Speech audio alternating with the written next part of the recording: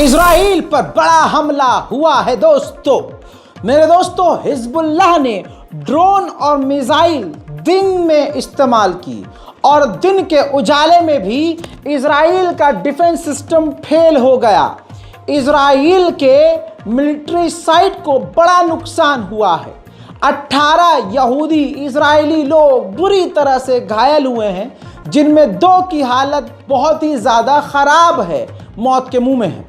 और जब तक आप ये वीडियो देख रहे हैं, हो सकता है एक आध निमट भी गया हो।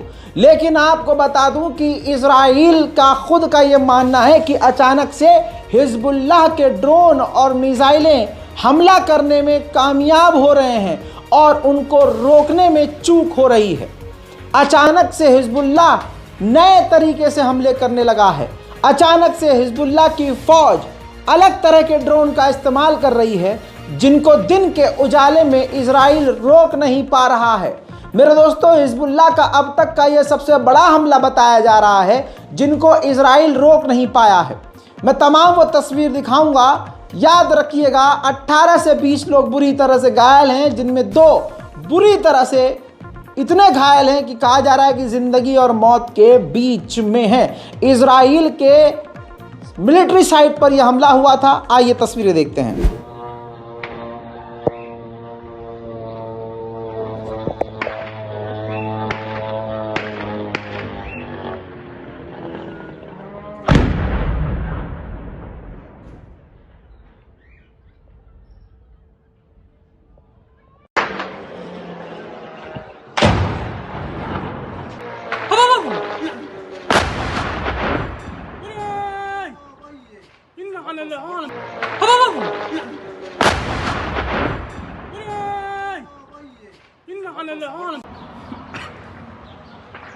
اسمع لي يا جا والله جا ابعد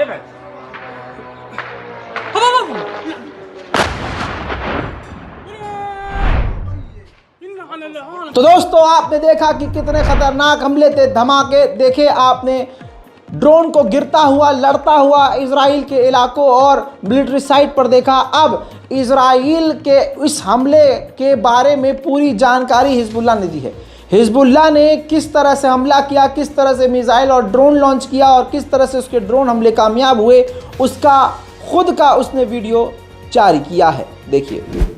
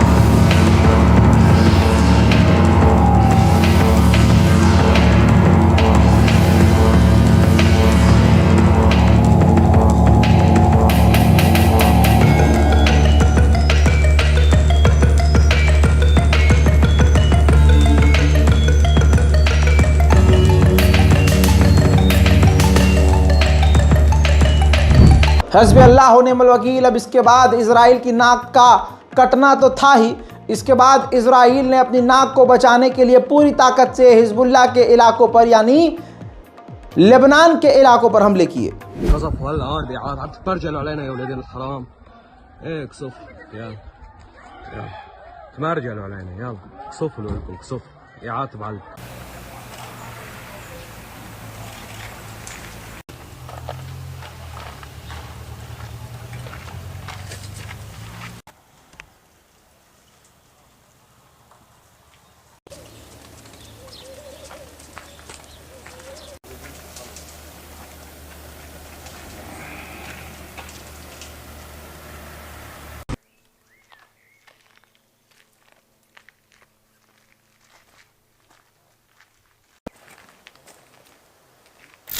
हस्बी अल्लाह ने वकील। इसके बाद इजराइल ने गज़ा पर भी बड़े हमले करने शुरू कर दिए।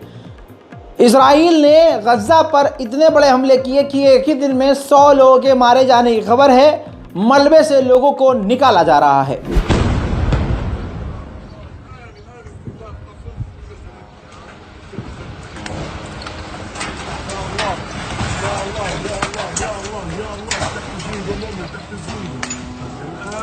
بقية الاستهداف بقية البرج تم استهدافه. اعطيني رك اعطيني رك يا مؤمن. معالم المخيم يا بركات. استهداف منزل يعود لعائلة محمود في وسط في مدينة الرفاح. وهذا الاستهداف من الشهداء مشاهدينا الكرام هو استهداف عنيف للغاية. الآن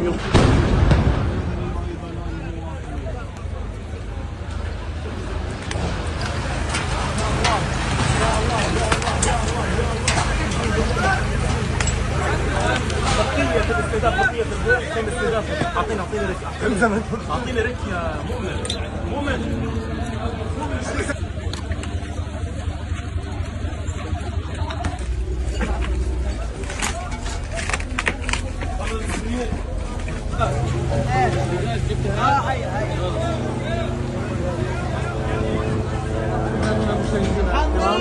هو استهداف عنيف للغاية. الآن يضرب المنطقة.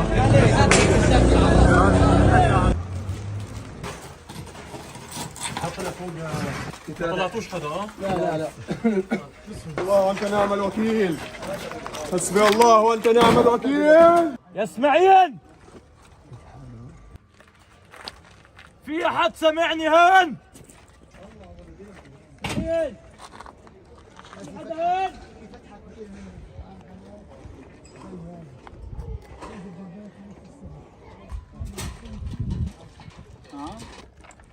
ما حدش يحكي والله شوي. في احد سمعني هون؟ अल्लाह अकबर। इजराइल ने पूरे प्लानिंग के साथ गज़ा की बची कुची मसाजिदों को शहीद कर दिया है। ये बिफ़ोर आफ्टर की मस्जिद आप देख रहे हैं। कितनी खूबसूरत मस्जिद थी, आज वो शहीद हो चुकी है। एक दूसरी मस्जिद ये है, आप देखिए पहले क्या थी और अब किस तरह से उसको मिटा दिया गया है, मस्जिद को शहीद कर दिया गया है। इजराइल के ख़तरनाक हमलों में कुछ ही घंटे पहले गाज़ा के सैकड़ों लोग मारे गए हैं। एक बाप अपने बच्चों के लाशों पर, या यूँ कहूँ कटी पटी लाशों पर तड़प कर रो दिया।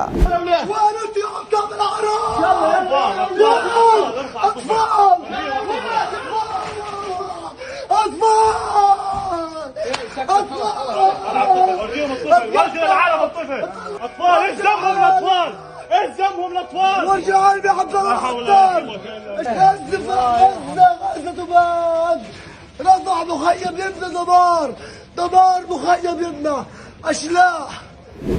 कमाल अदवान हॉस्पिटल जो इस वक्त बता दूं कि गज़ा के अंदर ही है, वहाँ पर रेड क्रीसेंट और WHO की टीम पहुँची है और मरीजों का जायज़ा लिया है। 1 month and 3 kilograms. It is not normal because Bill's weight about 3 kilograms. The normal weight for his age now 4.5. You see, that's what I want to ask. You see a lot of low birth weight. Last weeks we have a lot of cases with born with low birth weight, below than 2.5 kilograms. We don't have CT scan, and a few hours before was Israel bombing the Gaza.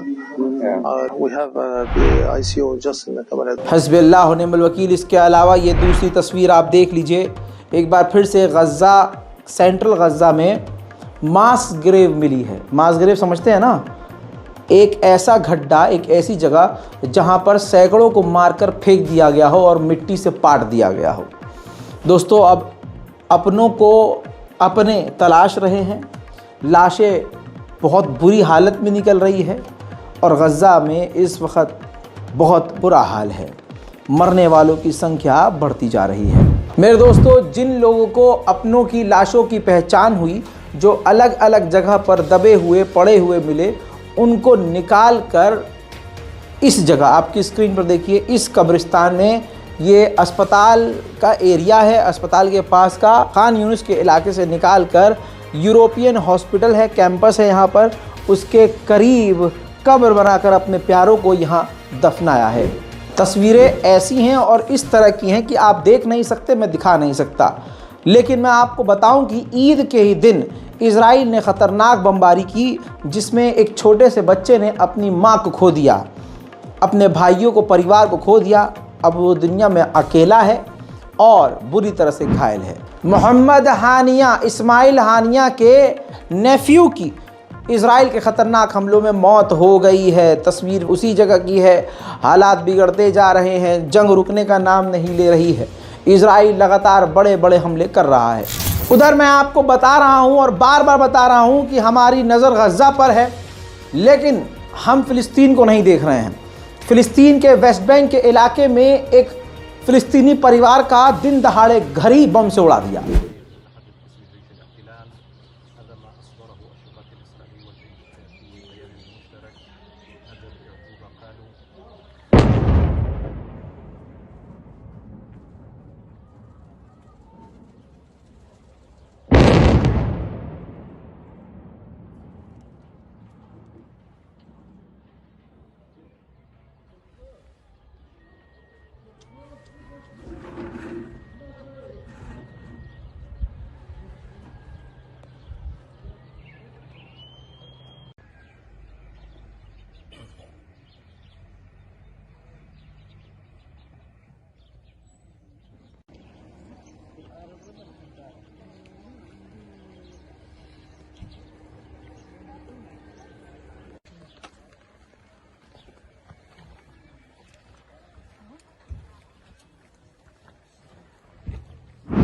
वहीं मेरे दोस्तों, West Bank के इलाके में Israel की military ने फ़िलिस्तीनी एक store को, एक इलेक्ट्रॉनिक की दुकान को, जहां इलेक्ट्रॉनिकल मशीन सामान मिला करता है, इलेक्ट्रॉनिक आइटम मिलते हैं, तोड़ दिया है, तबाह कर दिया है।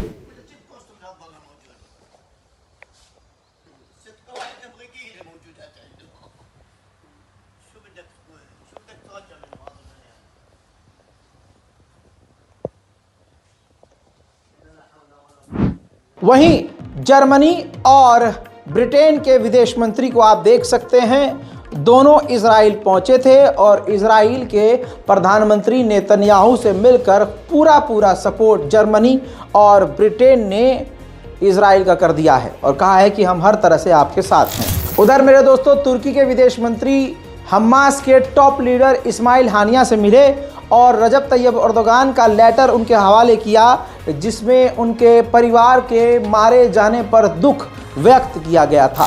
साथ ही एक और बड़ी खबर है, इस्माइल हानिया, हमास के टॉप लीडर, संडे को तुर्की पहुंच रहे हैं। उधर मेरे दोस्तों, रजब तैयब अर्दोगान ने, तुर्की के राष्ट्रपति ने खतरनाक और सख्त और बड़ा बयान दे दिया है। दोस्तों, अल्लाह काश इन्हें सच में हिदायत दे दे। उम्मीद है कि तुर्की सही रास्ते पर आएगा। रजब तैयब अर्दोगान ने सख्ती से कह दिया है कि 14,000 बच्चों को इजराइल अब तक कत्ल कर चुका है। इस तरह से इजराइल जो है हिटलर से आगे निकल चुका है।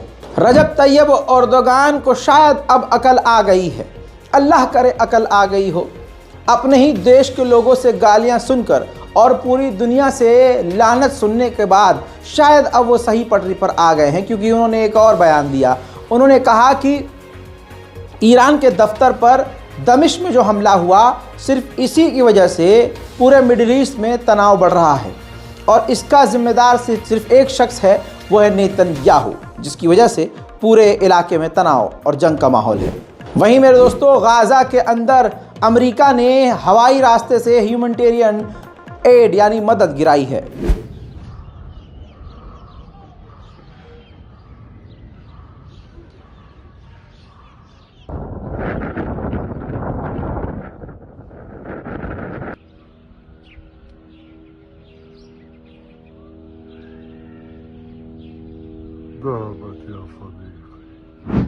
अल शातिह रेफ्यूजी कैंप के आसपास एक स्कूल था जिस पर इजराइल ने बड़ी बमबारी की और 4 लोगों को शहीद कर दिया। इसके अलावा सैकड़ों लोगों के घायल होने की खबर आ रही है। उधर शहादतों का आंकड़ा बढ़ चुका है 33,900, यानी लगभग 34,000 गाजा के लोग मारे जा चुके हैं। खबर आ रही है कि ब्रिटेन के प्रधानमंत्री ऋषि सुनक ने ईद के दिन मुस्लिम कम्युनिटी के लिए अपने सरकारी संसद के अंदर ईद पार्टी रखी थी, लेकिन तमाम मुसलमान लीडरों ने और मुस्लिम कम्युनिटीज़ ने ब्रिटेन की सरकार की ईद पार्टी को थूक कर इनकार कर दिया, ठुकरा दिया, जिसके बाद ये पार्टी को सस्पेंड करना पड़ गया। ब्रसेल्स में यूरोपियन कमीशन की जो हेड हैं वो स्पीच दे रही थी। स्पीच के दौरान आपको बता दूं कि ब्रसेल्स के लोगों ने उन्हें बीच में टोका, रोका, स्पीच को तोड़ दिया और उनको जेनोसाइड सपोर्टर कह दिया। सुनिए। Thank you very much, Ms. This is a citizen's arrest. You are charged with aiding genocide in Gaza. You expressed total support for Israel at the beginning of this genocide. The blood of Palestinian children is on your hands. You are a criminal, Mr. Wonderland. You should be in the Hague. You should not be here. You should not be running for a second term. You are a war. You are a criminal. Free Palestine! Free Palestine! Let me end. Free Palestine! UN की महिला आयोग ने clear कह दिया है कि Israel के कातिलाना वहशी हमलों में गजा के अंदर 10,000 महिलाएं मारी जा चुकी हैं और 19,000 बच्चे इसी वजह से अनाथ हो गए हैं, क्योंकि 10,000 माएँ मारी जा चुकी हैं। उधर गूगल पूरी तरह से इजराइल का साथ दे रहा है। जो गूगल के एम्प्लॉई इजराइल के खिलाफ प्रदर्शन कर रहे थे, गूगल से कह रहे थे कि इजराइल से डील ना करो, ऐसे कर्मियों को, ऐसे एम्प्लॉयज़ को गूगल ने निकाल दिया है नौकरी से। BAE सिस्टम एक ऐसी कंपनी का नाम है जो बरतानिया की सरकारी कंपनी है और जो बरतानिया की सबसे बड़ी हथियार बनाने वाली कंपनी है। उस पर प्राइवेट ऑर्गेनाइजेशन ने केस दर्ज कर दिया है कि ये इजराइल को अंतर्राष्ट्रीय लॉ को तोड़ते हुए जेनोसाइड करने के लिए हथियार बेच रहे हैं। इंडोनेशिया के लोग काफ़ी समझदार हैं।